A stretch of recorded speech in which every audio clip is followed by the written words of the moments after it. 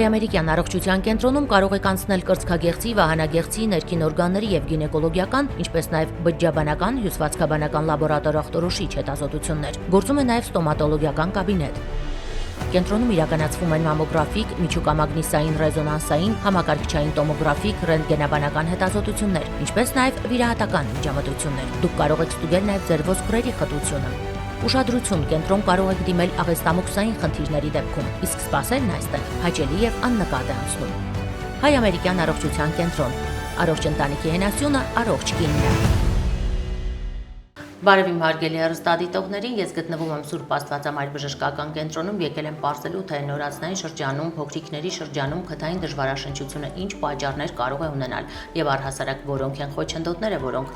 հենց խոչընդոտ են հանդիսանում գրագետ ճիշտ լավ շնչառության համար։ Ըստ այդմ ես զրուցելու եմ եկել կենտրոնի գիտկոկորտական ջիհիվանդությունների ծառայության ղեկավար, բժշկական գիտությունների թեկնածու, ինչպես նաեւ ազգային առողջապահական ինստիտուտի լոր ամբիոնի դոցենտ Անդրանիկ Սերոփյանի հետ։ Բարև բժիշկ։ Բարև ձեզ։ Շնորհակալ եմ, որ Մեդինֆորմի հյուրն եք եւ այս կարեւոր թեման փոքրիկների մասին, իհարկե, ինչպես նաեւ կանադառնանք մեծերին, էլ մեր ներկայացնելու ենք մեր հեռուստադիտողին։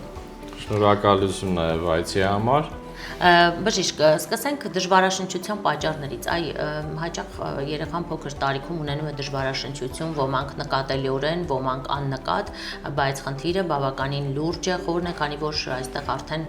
թթվածնային քաղցի հետ կարող ենք հետագայում գործ ունենալ, ուղեղի ոչ ճիշտ սնունդ թթվածին ապահովելու հետ եւ այլն։ Ունեն նաեւ այլ հետևանքներ, որոնց մասին քիչ անց կխնդրեմ խոսեք։ Հիմա ներկայացրեք պատճառները, որոնք են հիմնականում խոչընդոտ հանդիսանում ճիշտ շնչառության համար։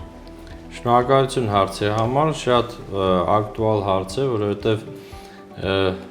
շատ կան երեխաներ, որոնք տառապում են նույնիսկ այսպես կասենք քթային դժվարաշնչությամբ եւ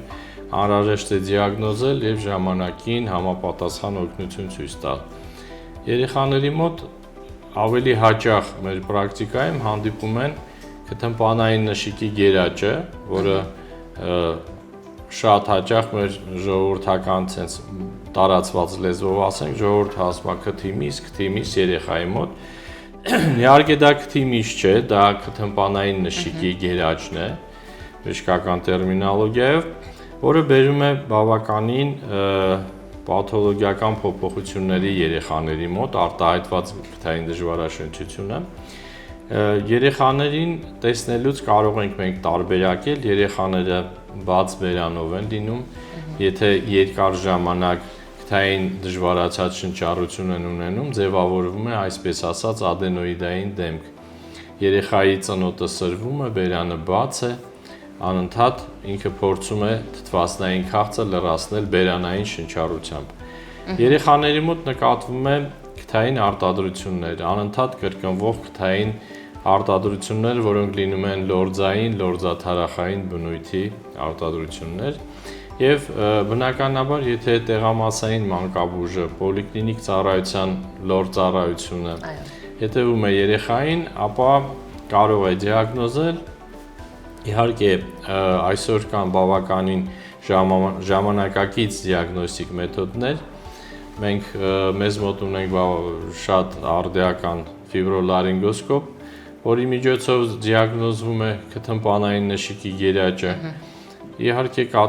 կատե հետազոտությունը նույնպես ինֆորմատիվ է, բայց ավելի ինֆորմատիվ եւ ժամանակակից է ֆիբրոլարինգոսկոպիան, որը մեզ մոտ կատարում ենք։ Այո, պարոն Սերոփյան, այ դուք նշեցիք պոլիկլինիկայի բժիշկը, այո, պետք է սա նախ առաջինը հետաքրքիր է դա բժիշկն է նկատում, թե ծնողը կարող է բժշկից առաջ նկատել։ Ուրեմն, եթե բժիշկը բնականաբար անցնում է երեխան պրոֆիլակտիկ իրեն հետազոտությունները պոլիկլինիկայում եթե անցնում է, բնականաբար լոր բժիշկը անպայման կդիագնոզի այդ պաթոլոգիան եւ կան ծնողներ, որոնք ինֆորմացված են, տեղեկացված են եւ ուշադիր ծնողներ են, իրենք նույնպես կարող են նկատել, որտեղ գիշերային շնչառության ժամանակ եթե մաման շատ ուշադիր մամա է, անպայման տեսնում է, որ իր բալիկը բաց բերանով է քնում, խռոցով է քնում, երեխան գալարվում է,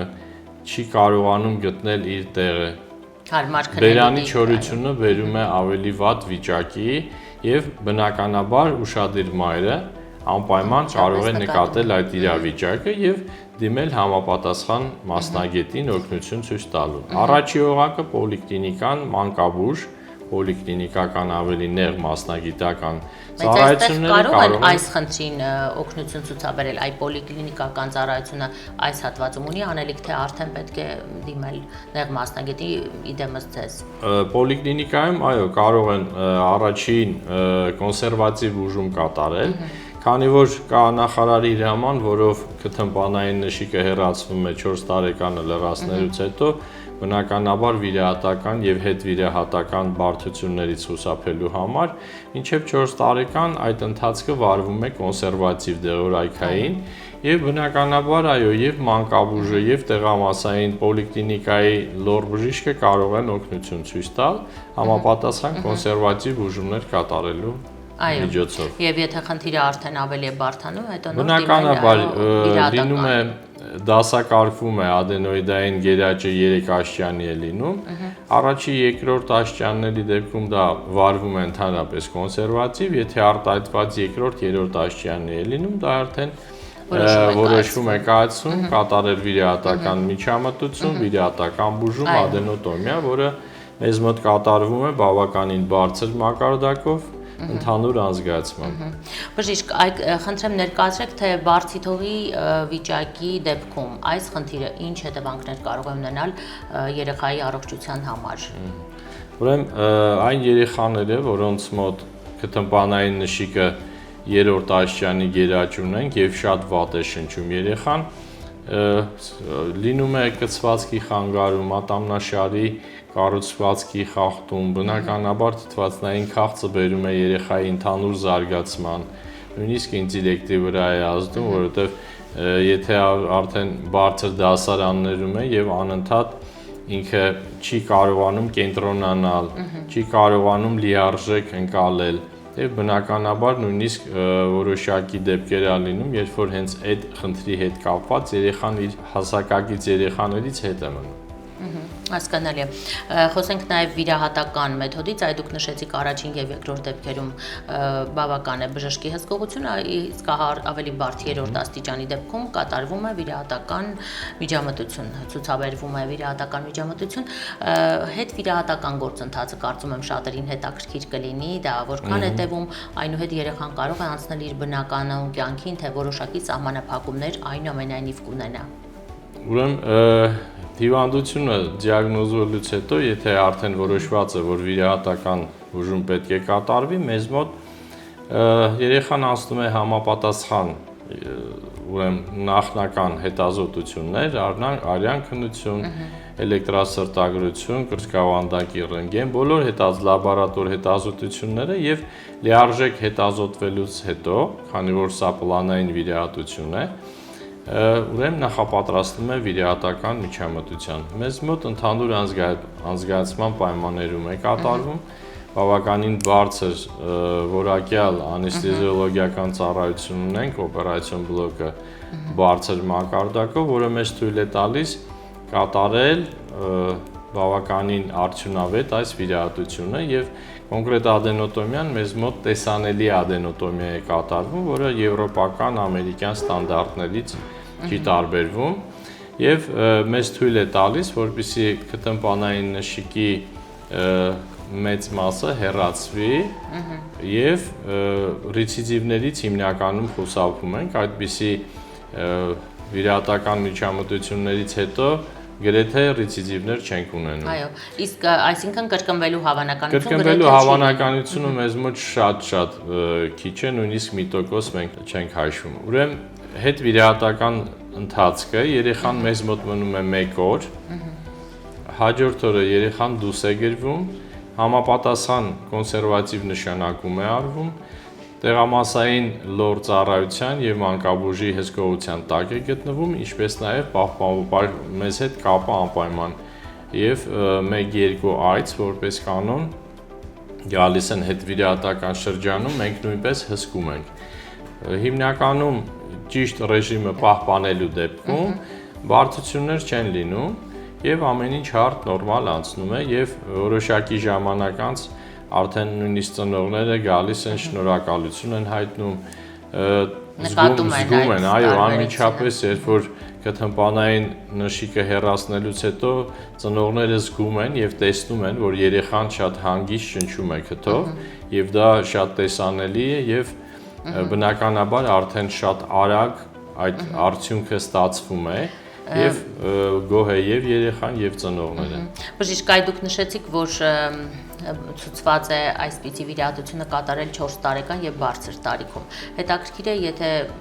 խնդիրը կա եւ թողել են ենթադրենք 18-20 տարեկան եւ բարձր տարիքում։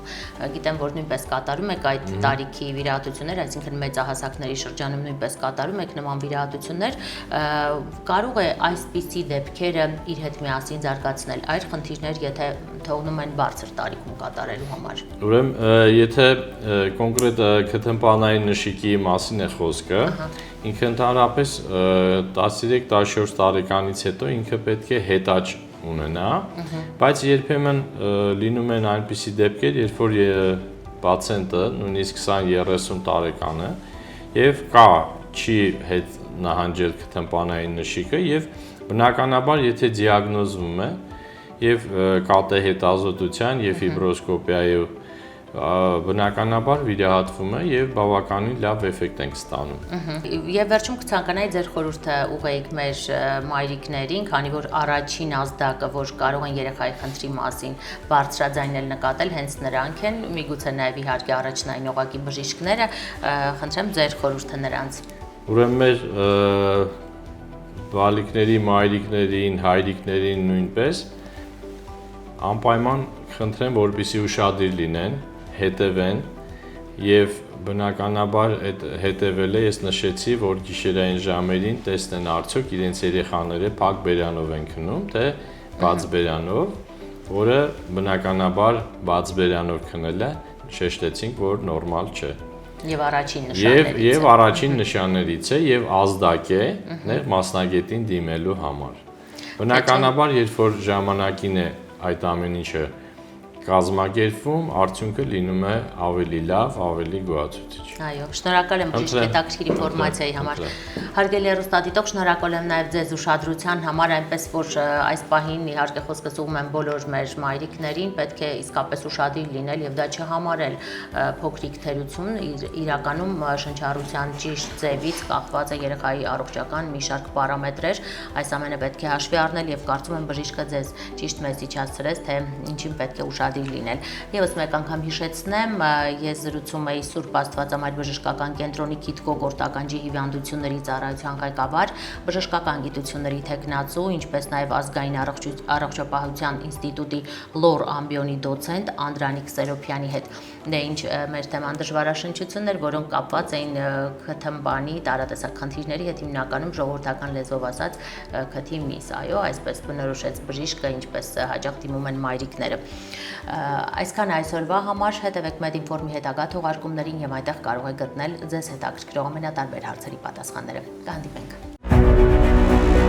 Հայ-ամերիկյան առողջության կենտրոնում կարող եք անցնել կրծքագեղձի, վահանագեղձի, ներքին օրգանների եւ գինեկոլոգիական, ինչպես նաեւ բջջաբանական, հյուսվածքաբանական լաբորատոր ախտորոշիչ հետազոտություններ։ Գործում է նաեւ ստոմատոլոգիական կաբինետ։ Կենտրոնում իրականացվում են մամոգրաֆիկ, միջուկամագնիսային ռեզոնանսային, համակարգչային տոմոգրաֆիկ, ռենտգենաբանական հետազոտություններ, ինչպես նաև վիրահատական միջամտություններ։ Դուք կարող եք ստուգել նաև ձեր ոսկրերի խտությունը։